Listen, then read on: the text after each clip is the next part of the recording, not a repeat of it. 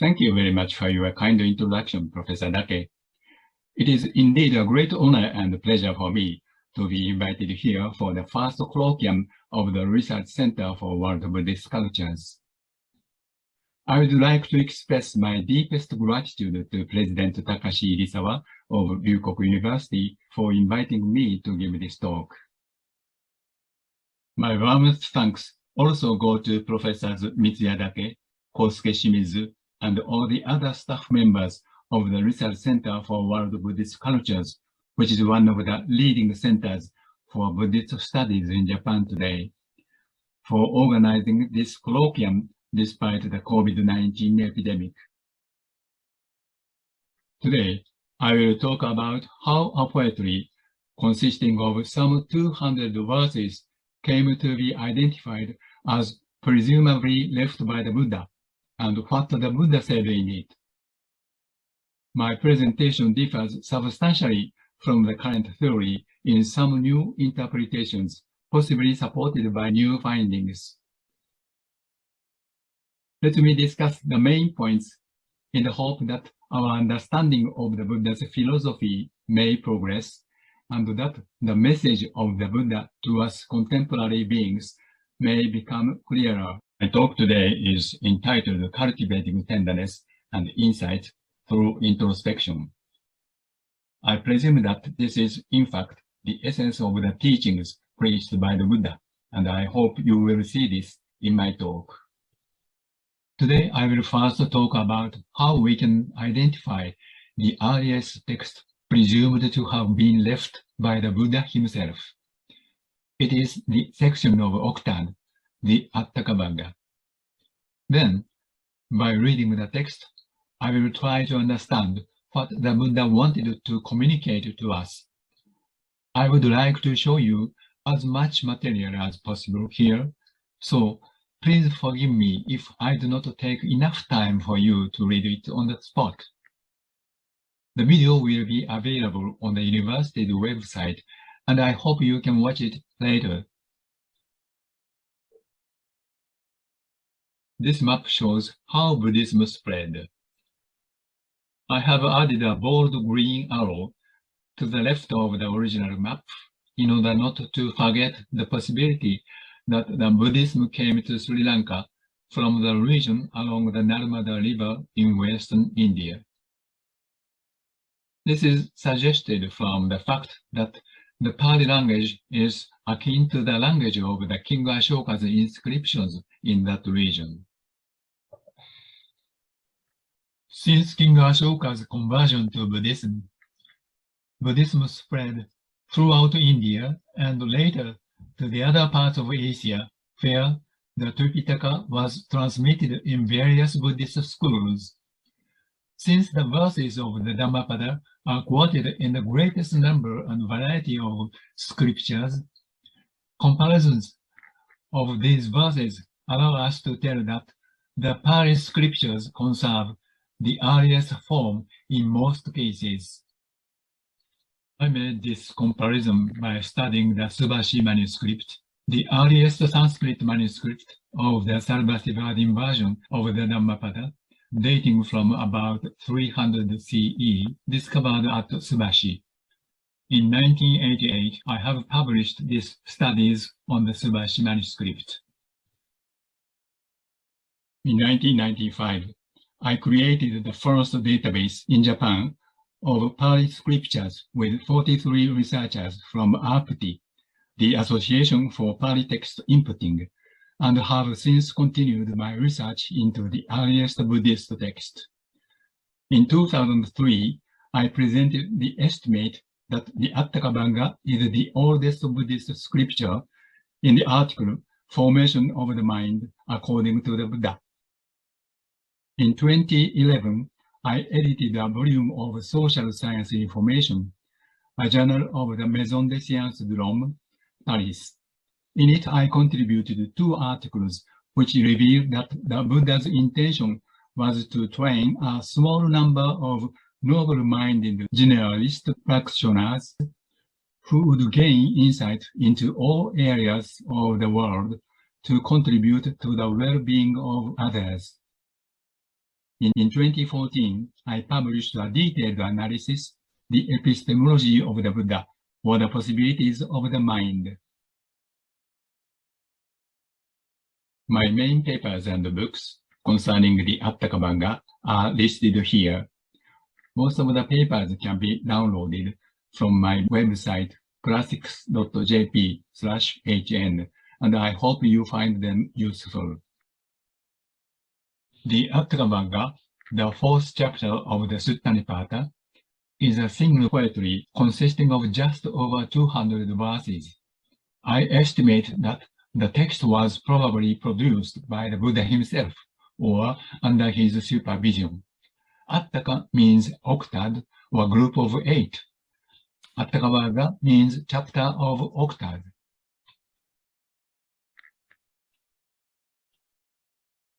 From the end of 19th century, interest in the earliest Buddhist scriptures increased in Europe.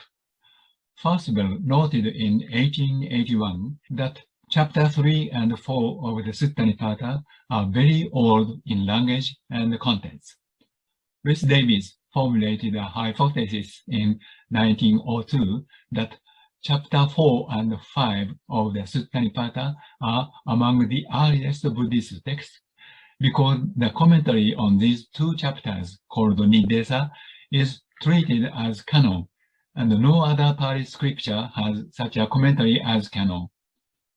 In 1916, Wilhelm Geiger argued that two stages of linguistic development are desirable in the Pali canon, namely, first, the language of Gathas, and second, the language of canonical prose.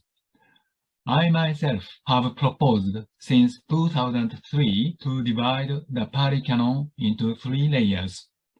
My first and second layers roughly correspond to Geiger's text of language of Gathas, and my third layer corresponds to his text of canonical prose.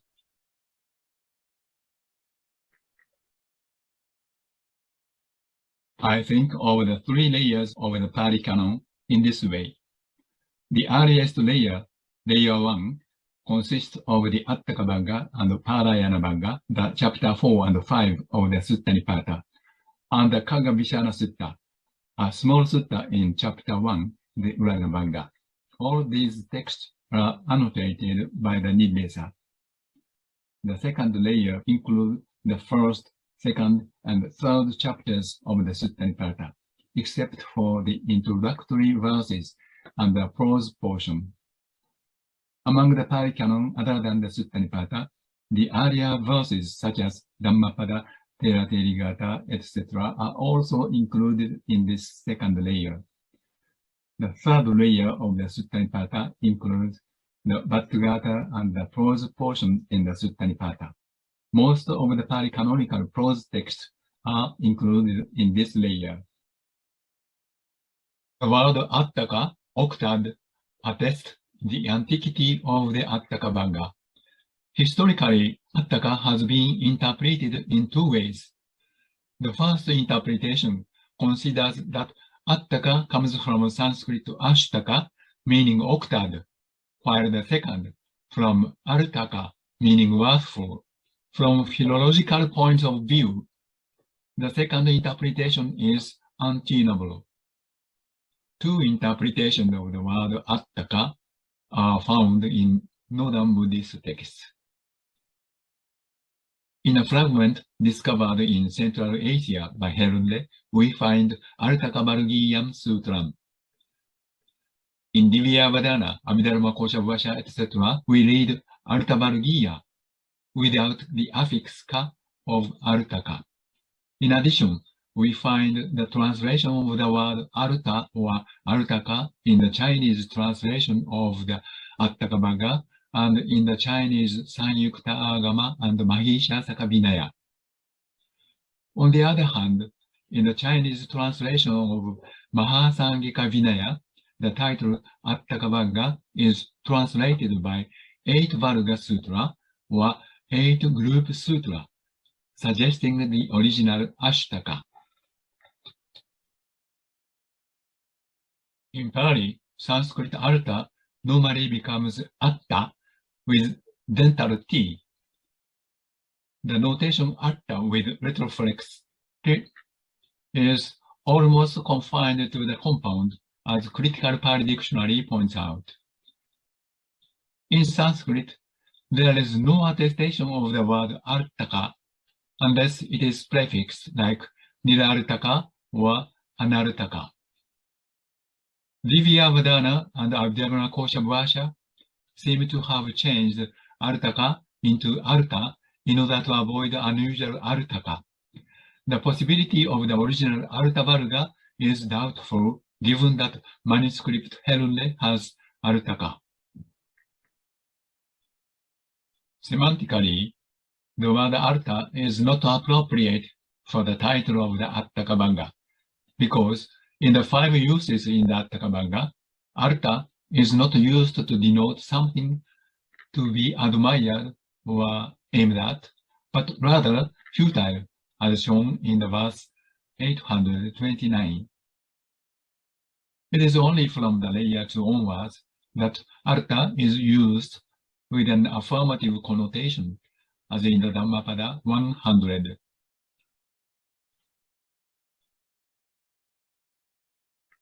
If Atthakabhagga is to be understood as chapter octad, then what does octad ashtaka mean? 2 methods of division of the Rig Veda are known, called the Mandala method and the Ashtaka method. In both methods, the key number is 8, Ashta. First, the Mandala method, historical one. The Rig Veda is divided into 10 mandalas. The earlier core part, mandalas 2 to 7, is often referred to as the family books. The other 4 mandalas are either of hymns extracted from the family books or later additions. The family books, mandala 2 to 7, are arranged according to the 2 principles. 1. The number of anvakas per mandala increases. 2. The subtotal numbers of anvakas, suktas, and mantras are all divisible by 8. Second, the Ashtaka method.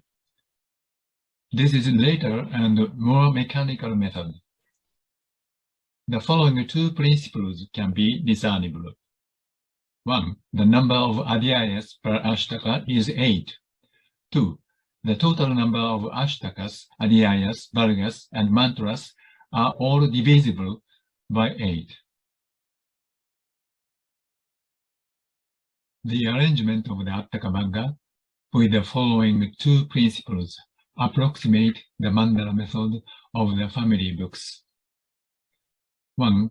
The number of verses per sutta increases. 2. The total number of suttas, 16, is divisible by 8.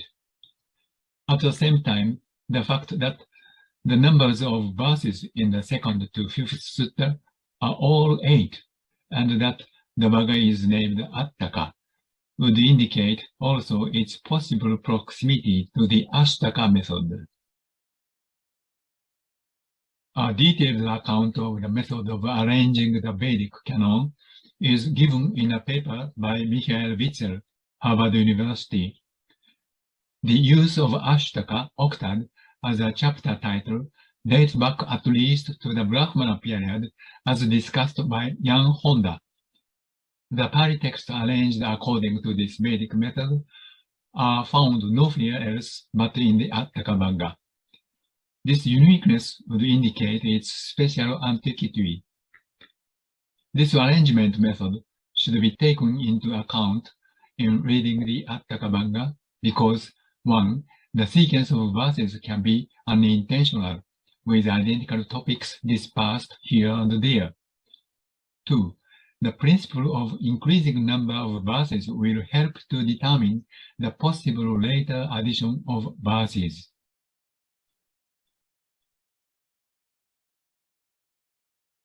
The second characteristic indicating the antiquity of the Attaka Banga compared to the other Pali text is its prosody.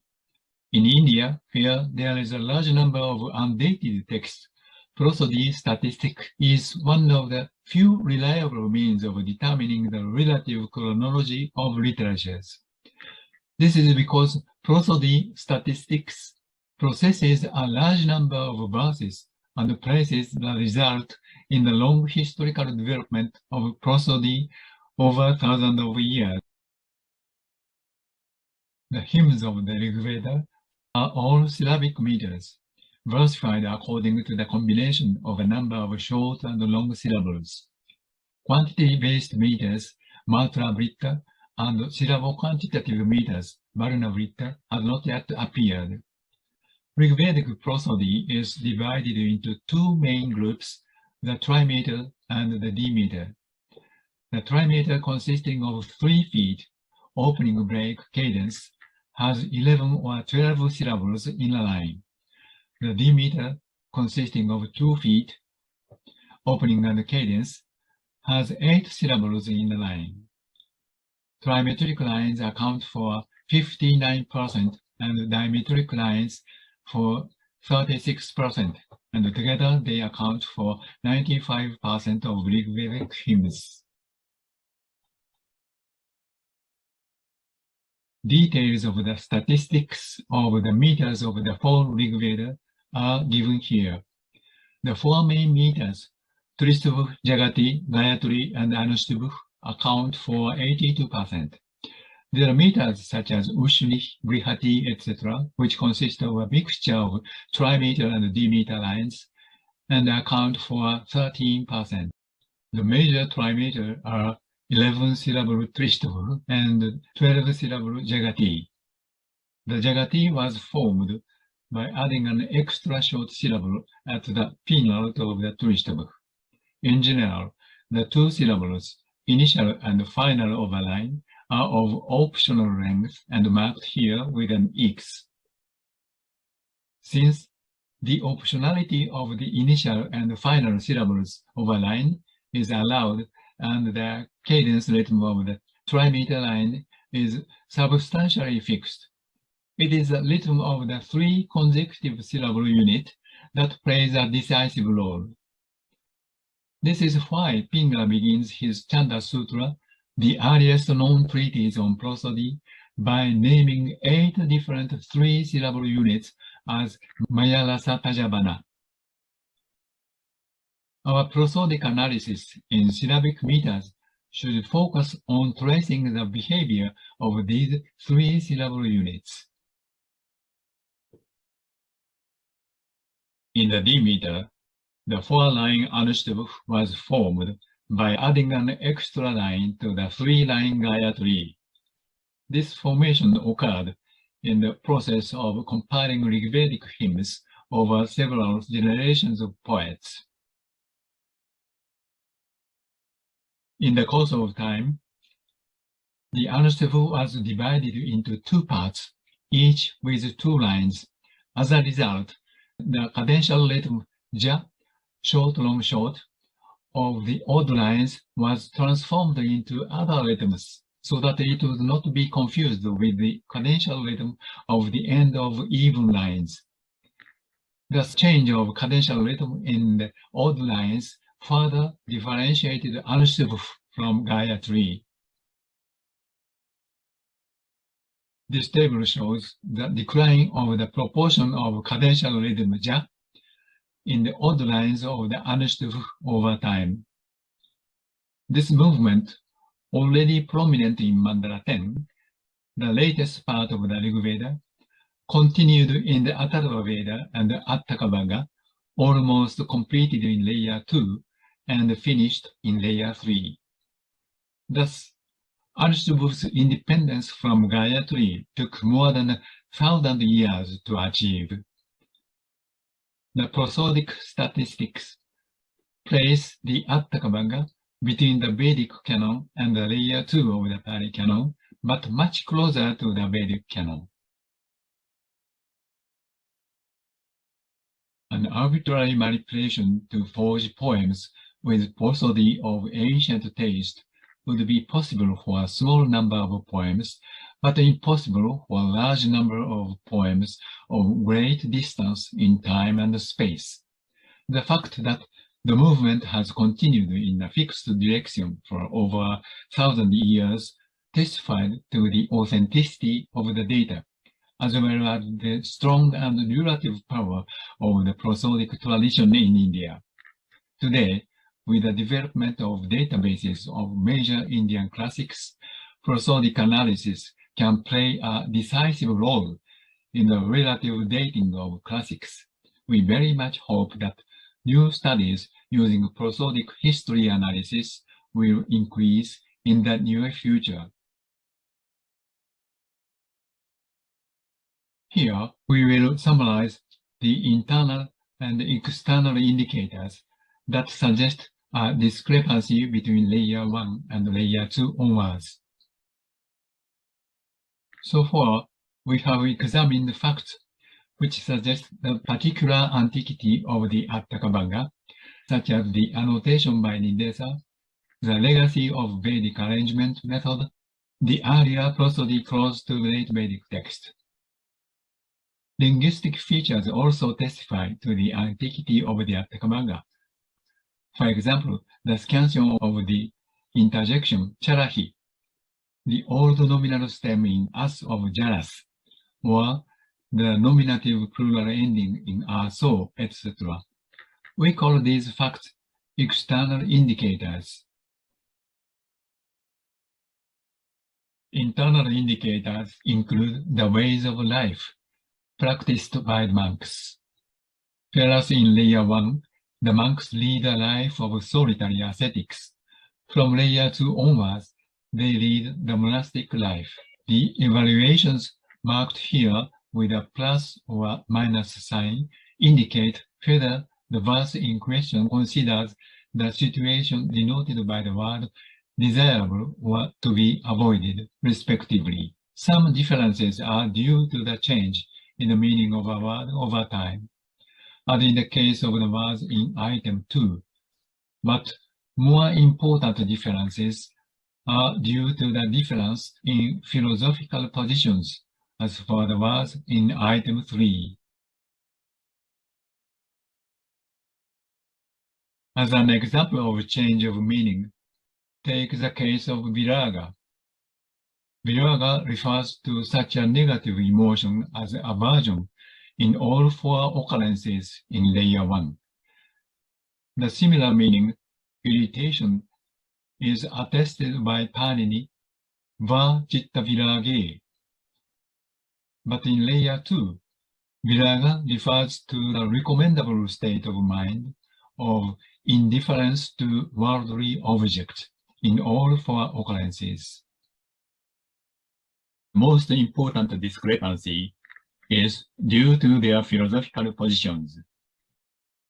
For instance, in the Attakabanga, truth and purity are denied not only their authority, but even their existence.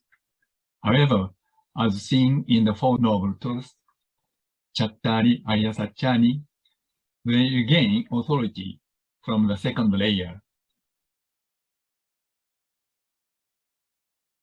886. There are no different multiple truths that are perpetual in the world. If there are, it is a cognition.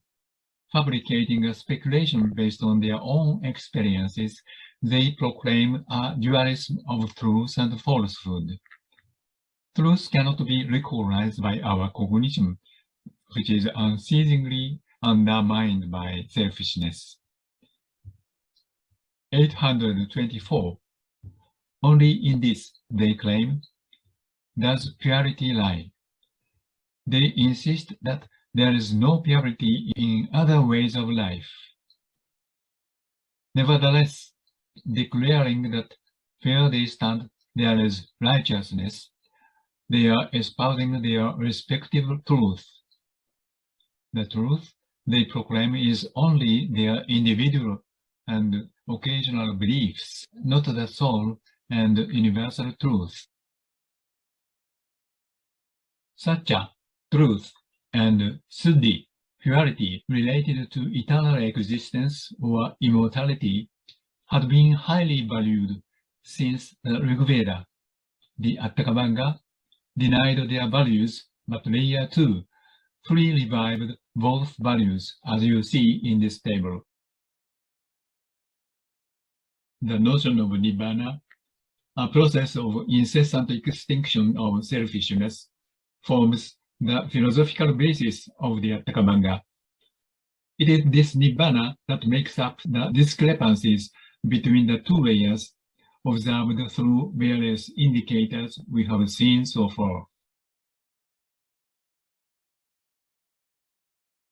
Panini accounts for Nirvana, the past passive participle of Nirva, Nirvano abate.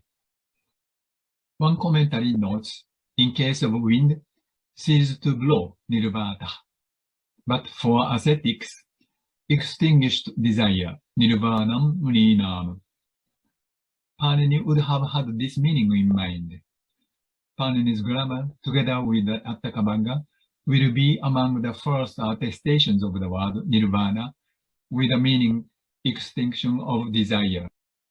I would add that prosodically, the Mahabharata, with numerous occurrences of Nirvana, is dated to the period contemporary with layer 2 or later. There are 2 points worth noting about the descriptions of Nirvana. The first point is that in all the 4 uses of the word Nibbana by the Buddha, that is to say, not by the disciple, the sentences describing Nibbana are followed by the warning, do not think that you have reached the final goal, total extinction. For instance, 822 reads as follows. One should practice emancipation. It is the supreme of noble acts. But one should not, by virtue of this, think oneself the best. By doing so, one is indeed close to Nibbana. The second noteworthy point is that the verb seek is used in 4 passages in which Nibbana is mentioned, e.g., 940. Do not seek after those things in the world which are binding on you. Renounce object of desire entirely and practice extinction of selfishness. The plural shik corresponds to the Sanskrit shiksh, a desiderative of the root shak, to be able to, and denote to wish to be able, to learn or practice. In the grip of the ever-regenerating selfishness, we can only keep on hoping and striving for the total dispelling of selfishness, though knowing that we will never achieve it. Expressing this never-ending wish and effort, the verb shik was a favorite in the Atthakavanga. Considering these 2 points, the ever-attached admonishment and use of the verb seek, Nibbana in the Atthakavanga is a process of perpetually trying to extinguish selfishness through introspection. From layer 2 onwards, however, Nibbana will become more a fixed state of mind that should be attained as a goal at the end of ascetic practices. So, how can we put Nibbana into practice? The answer is to devote oneself to introspection in the life of an ascetic without possessions. For the sake of introspection, the Buddha gives an analytical account of cognition in a series of verses which we will read here. The series begins with a question posed to the Buddha. From what originate fights and quarrels, lamentations and anguish accompanied by malice, and presumption and arrogance accompanied by slender? Please tell me what these originate from. Here and after, the conscious consciousnesses are written in red, and the subconsciousnesses or unaware motives that affect the consciousnesses in blue. This verse enumerated two types of conflicts, physical fight and verbal quarrel. The emotions that arise in the two conflicts are lamentation and anguish on the one hand, and presumption and arrogance on the other.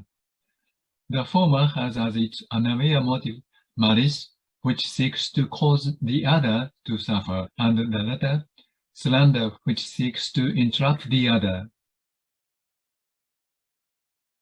This diagram depicts what the verse 862 states. The verse asks, what gives rise to the physical and verbal conflicts, and to the two types of emotions that accompany them? As a hidden motive, the lamentation and anguish have malice, and the presumption and arrogance have slander. This is the answer. From arbitrariness, fear, originate physical and verbal conflicts and four emotions. Fear corresponds etymologically to the English free, meaning here arbitrary idea or planning. As an unaware motive, malice is present in both conflicts, while slander is present only in a quarrel. The description of 863 is summarized in this diagram. Two conflicts and the conscious and subconscious consciousnesses originate from arbitrariness. The relationship between the two conflicts and the two subconsciousnesses, malice and slander, is described in more detail than in the previous verse. This diagram illustrates the full contents of the verses from 862 to 874. The numbers on the far right are the verse numbers, describing the items in the center. The descriptions of the two kinds of conflicts in 862 and 863 are grouped here under the term actions. In the diagram, two flows, conscious and subconscious, are depicted. The process is shown retrospectively in time. Actual action proceeds from the bottom to the top. Let me clarify, first of all, the relationship between the cognition, sanya, and the 10 elements, conscious and subconscious, in the two flows. The keyword is nidana, connection, which represent the mutual relationship between the 5 elements in each of the two flows. Nidana also represent the relationship between sanya, cognition, on the one hand, and the first elements in conscious and subconscious flows, rupa, sensation, and papancha, bubbling, on the other.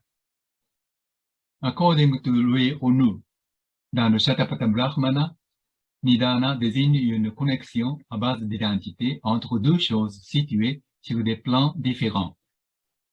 If the relationship represented by Nidana is an identity-based connection, as Renou pointed out, then these 10 elements are best understood as the 5 phases with the two modes, conscious and subconscious, of the single cognition, sanya, rather than as separate entities from the cognition. These 5 phases thus represent the cognitive process of the mind from the beginning of cognition to action. At the same time, they correspond to the mental development process by which a naive newborn becomes self-conscious, knows gain and loss, makes a judgment based on the experiences of gain and loss, and finally has long-term objectives. In verse 864, the question arises as to what arbitrary ideas relate to, and what aspiration and aim relate to. The relationship between the conscious, here arbitrariness, and the subconscious, here aspiration and aim, is not explained here, but will be explained in 869, which state that the subconscious motivate the conscious. In all the 5 cases, the subconscious is considered as giving motive or criterion to the conscious. 865. The arbitrary ideas in the world, which are the greedy thoughts that prevail in the world, relate to emotion. People's aspiration and aim for the future relate to what will be mentioned below, i.e. judgment. The Attakabanga commentaries, Nidesa and Paramatta both incorrectly note here that the demonstrative itas refers to the preceding chanda, emotion. Since then, this interpretation has been followed even by modern scholars. However, the demonstrative itas normally refers to what follows, opposed to amutra or amutas, which refers to what precedes. Thus, itas refers to vinichaya, judgment of the following verse. This new interpretation can complete the scheme of the 5 phases of the cognition as we saw earlier. 866. To what does the emotion relate in the world? And from what do the judgments originate? From what do those emotions as anger, deceit, and suspicion, these consciousnesses, Dhamma, which are expounded by the ascetic, i.e. the Buddha, originate? Anger, deceit, and suspicion are examples of the emotion. The verse asks to what relate the emotion and from what the subconscious judgments originate. Note that Dhamma here substitutes such emotions as anger, deceit, and suspicion. These kinds of substitutions by the word Dhamma are occasionally found in the Attakabanga. 867. Emotion arises according to what is commonly referred to in the world as like and dislike. People form a judgment in the world through experiencing gain and loss in their sensory experiences. In the conscious phase, our likes and dislikes in occasional experiences accumulate to form a single emotion towards a person or a situation. In the subconscious phase, the sense of gain and loss for oneself affects the like and dislike and accumulate to form the judgment which affect the emotion. 868. Anger, deceit, and suspicion. These consciousnesses too exist when 2 consciousnesses, i.e. like and dislike, are present. He who has suspicion should practice the path of knowledge. The ascetic Buddha understood and expounded these consciousnesses. In 869, the subconsciousness gain and loss is made explicit as the motive for the consciousnesses like and dislike. This verse and the next suggest that each consciousness takes as its motive or is affected by the corresponding subconsciousness. 870. Like and dislike relate to perception. When there is no perception, these two do not exist. I will explain to you that the gain and loss, which is motive for like and dislike, relate to what will be mentioned later, possession. The demonstrative itas refers to the elements to be mentioned in the next verse, possession, paringaha. Again, both commentaries misinterpret itas as referring to the preceding perception, passa. 871. To what does perception relate in the world? Or what do the positions originate from? When what is absent, does possessiveness not exist? When what has disappeared, do perceptions not make perception? Kalingaha possessions are paraphrased as mamatta, possessiveness. It is a poetry technique regularly used in the Attakabanga to depict one object with multiple modifiers. 872. Perceptions exist dependent on name and sensation. Possessions relate to longing. When longing is absent, possessiveness does not exist. When sensation has disappeared, perceptions do not make perception. In the table below, the notions substituted by the word Dhamma, in the same way as we saw in 866, are categorized in the left-hand column. Numbers are the verse numbers of the Sutta Nipata.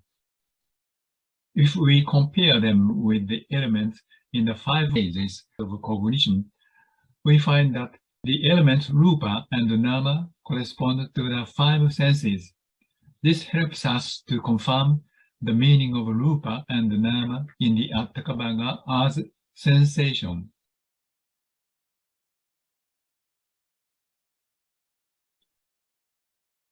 Nama and Rupa, literally name and appearance, form a pair of concepts since the Rig Veda. The compound Nama-Rupa is attested since the Atharva Veda.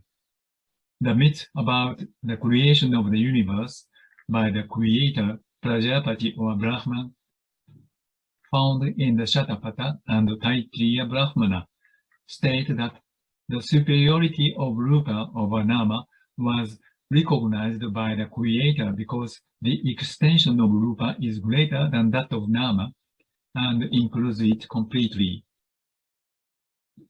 This would be the reason why Rupa alone represents both Rupa and Nama in the last line of 872.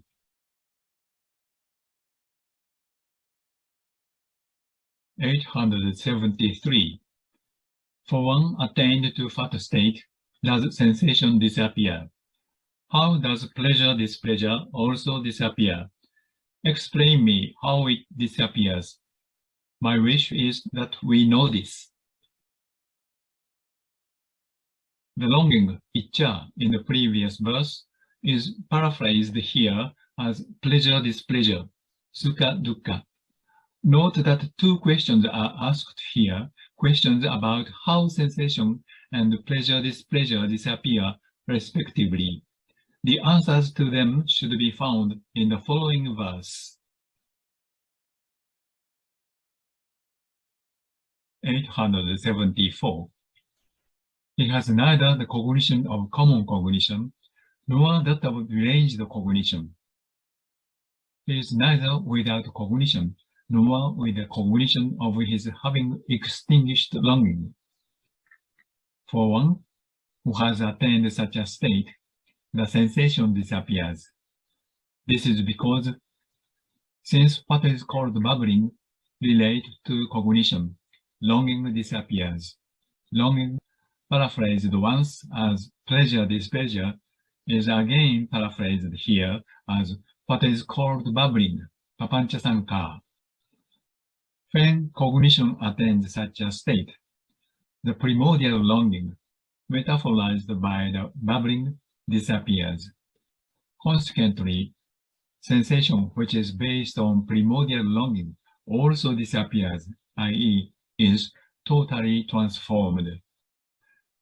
This is the answer to the 2 questions posed in 873. Sutta Nipata 874 is one of the few verses in which the Attakabanga prescribes, albeit negatively, the state we should hope for. The following 4 cognitive states are taught to renounce.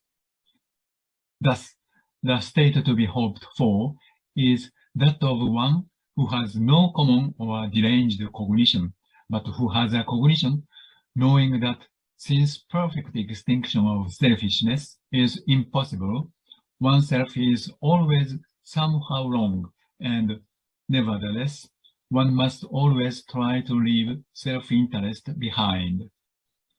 This never-ending process of self-denial is Nibbana, extinction. Let's reconfirm that there is no Nibbana as long as we think we have attained Nibbana, as it says, Na vibhuta sanni. Why is it impossible to completely extinguish selfishness? To find out, we will elucidate what is called papancha, the origin of the all subconsciousnesses. So far, we have traced the description of the 5 phases of cognition that was used in the practice of Nibbana. The first stage of the selfish subconsciousnesses is indicated by longing, pleasure-displeasure, or the so-called papancha. But then, what is the papancha to which I give the translation of babbling of a baby?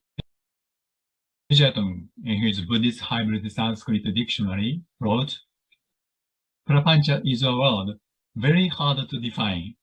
A careful and searching study of the Pali is needed and has not been made. In Indian literature, we hardly find the occurrence of prapancha around or before the time of the Buddha. However, Panini's Dhatapata gives 2 meanings to the root panch, namely, to make manifest, Vyakti Karana, and wide-ranging utterance, Vistara Vachana. The Dhatapata used by Panini is said to have had no meaning entries, but this does not mean that the root panch was not used in the Buddha's time in such meanings as we find today in the Dhatapata. On the other hand, the 5 phases of cognition can be interpreted in 2 ways. As I said earlier, first, as cognitive process leading to action. Second, as psychological development of the baby. Itcha and Sukha-dukkha refer directly in both contexts to simple longing. In the context of baby psychology, papancha would be the unlanguaged appealing of a baby, which is a metaphor for primordial longing. There are only 2 occurrences of the word papancha in the Atthakavagga. One is in the verse we have just read, and the other in this one. 916. One should shut up the full root of the so-called babbling, the root which is, I am to desire. Whatever cravings one has in the heart, practice their elimination at all times with the utmost care. Both papancha are followed by sankha, so-called, indicating its figurative meaning, primordial longing, instead of its literal meaning, babbling. We should read Manta Smriti for Manta Asmiti of the PTS edition. The earlier meter of the Atthakavagga never allows 2 long syllables in the posterior part of the 4th jhana. The seemingly case should be scanned as long-short. Thus, Mantasmi is a periphrastic feature of the root man. The future tense, which refers to processes envisaged with certainty such as promise, oath, curse, or here, strong will. The noun manas, from the root man, is a vague term for consciousness in general, whether feeling, thinking, or willing, as discussed by Jan Honda in his Creator and his Spirit, Manas and Prajapati. In the famous creation hymn of the Rig Veda 10.129, Manas first appears as the creative elan, so to speak, of the newborn universe and gives birth to karma, desire, the second born. The myth was elaborated in the late Vedic literature.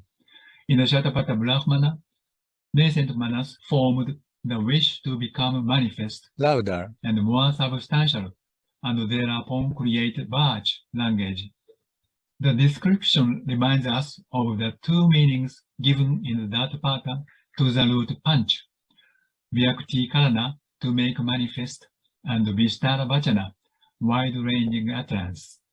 Thus, papancha, babbling, which originates from manta asmi, I am to wish, can be seen as it were, a newly born virtue from manas. In the next four stages of the 5 phases, Icha, simple longing, progresses with the help of virtue or papancha through possessiveness, sense of gain and loss, and judgment to aim. Since the Vedic myth equate the creation of the universe with the process of growth of the human mind, it naturally corresponds to the Buddha's theory of the 5 phases of cognition. Buddha's theory would have been conceived in the environment of this Brahmanic epistemology as exposed in the creation myth that prevailed at the time of the Buddha in the region. The novelty of the Buddha's theory lies in its meticulous articulation of cognition in 5 phases, conscious and subconscious. In addition, the scheme satisfies 2 interpretations as a cognitive process and as a psychological development. According to the Buddha, our primordial nature is to live as we wish, manta smriti, from infancy, so we must be aware of this ever-present innate longing for selfishness that dominates our mind, and thus strive to eliminate it through nibbana. This stern view of the newborn may have something to do with Brahmanical ritual thought, which regards birth as an impurity requiring purification, just like death. Papancha Sankara, so-called babbling, is a upama simile to which Gargya gave a definition. Upama yad atat tat sadrisham, not that, but similar to that. Panini seems to know the 4 elements of simile. The Atthakavagga often uses rhetoric techniques such as composition in a complex style, construction with paired notions, multiple modifiers of the same object, or use of homophony or pun. The Atthakavagga should find its place in the early history of the Indian poetry that will culminate in the Kavya, the highly artificial literary style, in the far future.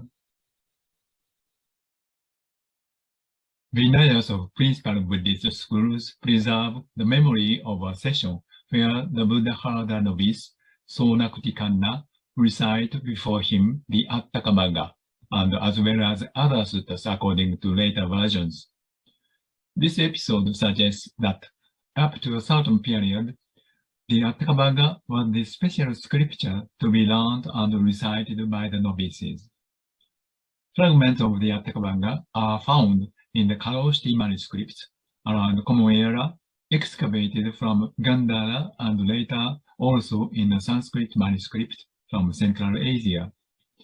In the 3rd century, the full text was translated into Chinese. It was quoted in the treatise of Asanga, Vasubandhu, etc., which suggests its impact even on Mahayana Buddhism. Thus, the new readings of the Atthakavagga revealed this time by us call for a new reading of the entire Buddhist scriptures that have the Atthakavagga as their origin. Let me give 3 examples. First, the 5 aggregates, Panchakkandas, can be seen as a simplified version of the 5 phases of cognition obtained by replacing sanya with vijnana to replace piya with sanya. These changes were made probably because piya in the Atthakavagga had a specified meaning somewhat difficult to grasp. With this correspondence confirmed, the meaning of sankara, volitional subconsciousness, will become clearer as covering the 5 subconsciousnesses of the 5 stages of cognition. The second example is the Paticca Samutpada, with a chain of 12 links. The first and second links, ignorance, avidya, and volitional formation, sankhara, correspond to the 5 subconsciousnesses of the 5 stages of cognition. These possible correspondences will allow us to examine the conception of these 2 links. The third example is the 8 consciousnesses of the Yogacara school. Krishnamanas seems to correspond to the 5 subconsciousnesses. Comparisons of this kind between the Buddha's philosophy and later Buddhist doctrines will open up possibilities for a better understanding of the Buddhist thought and of their historical development. Finally, I will try to get an overview of the teachings of the Buddha and clarify his message for the world today. In essence, the Buddha taught the 3 subjects to his disciples in the Atthakavagga. 1. Introspection. It is the practice of the Nibbana in an ascetic life. 2. Insights. These are the ability to correctly observe human beings and the world by renouncing the object of desire and delusion through introspection. 3. Purpose of the ascetic life. It is to become and live tender towards all living and non-living beings through introspection and insights. The purpose is not mentioned, but indicated as a logical consequence of the Buddha's discourses and is embodied in his actions.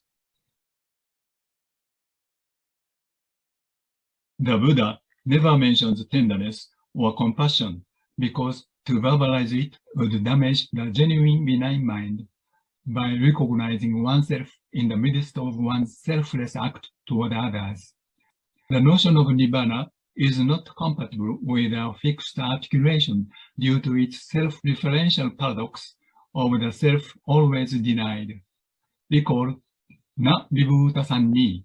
He is not a person who has the cognition of his extinction of selfishness.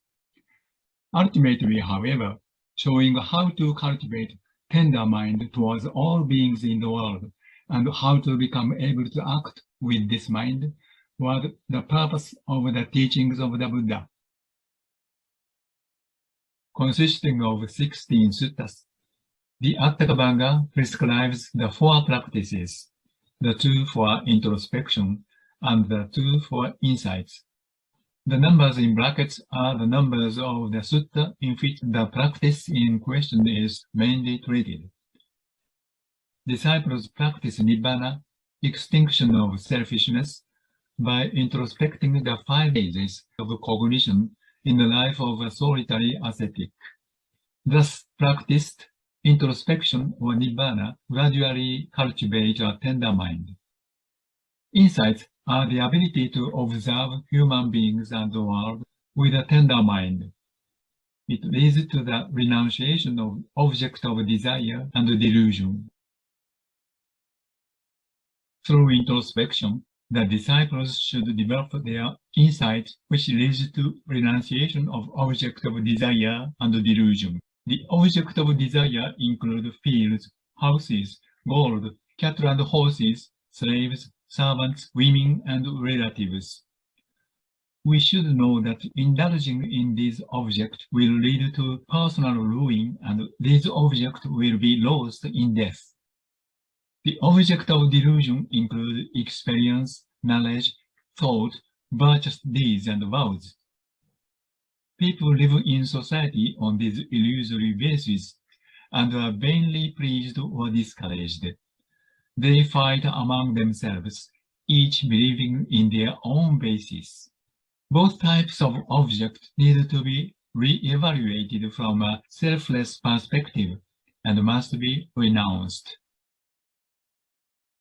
4 items as object of delusion to be renounced are listed in the same order repeatedly with little variation in the Atthakavagga.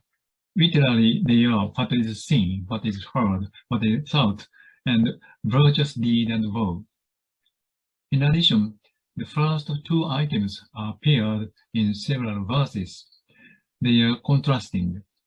In an era before TVs or smartphones, what is seen was a personal experience shared only by those who were there, whereas what is heard could be shared by anyone through oral transmission. In Brahmanism, Shruti, what is heard, encompasses the mantra and Brahmana as sacred knowledge. By these four items are meant experience, knowledge, thought, and faith, which will correspond to the four spheres of human intelligence, culture, science, philosophy, and religion. If so, it follows that the Buddha emphasized that these four intelligences are merely object of delusions. Israeli historian Yuval Noah Harari said, Homo sapiens cannot wait.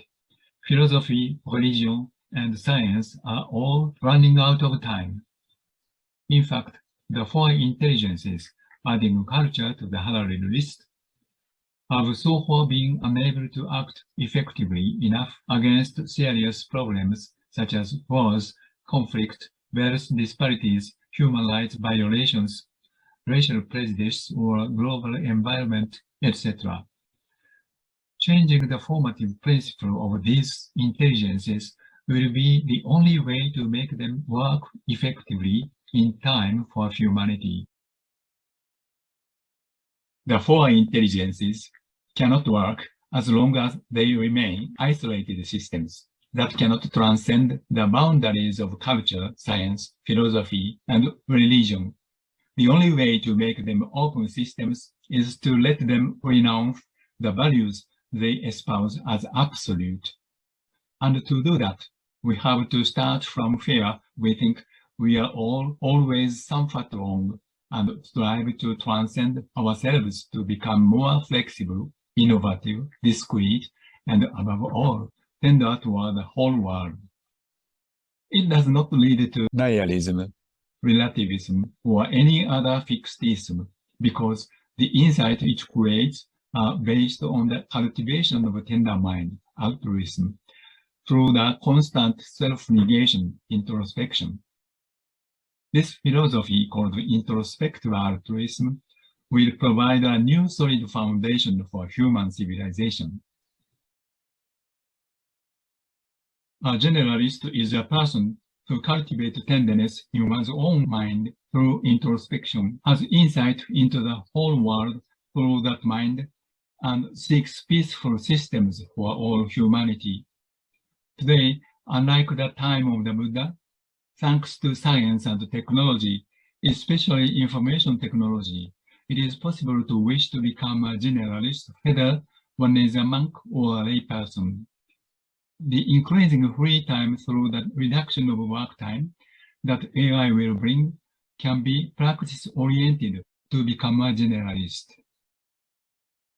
I believe that the introspective altruism is a way to realize a society in which everyone aims to become a generalist and lives according to one's own individuality for the peace of the whole world, living and non-living. Thank you very much for your attention.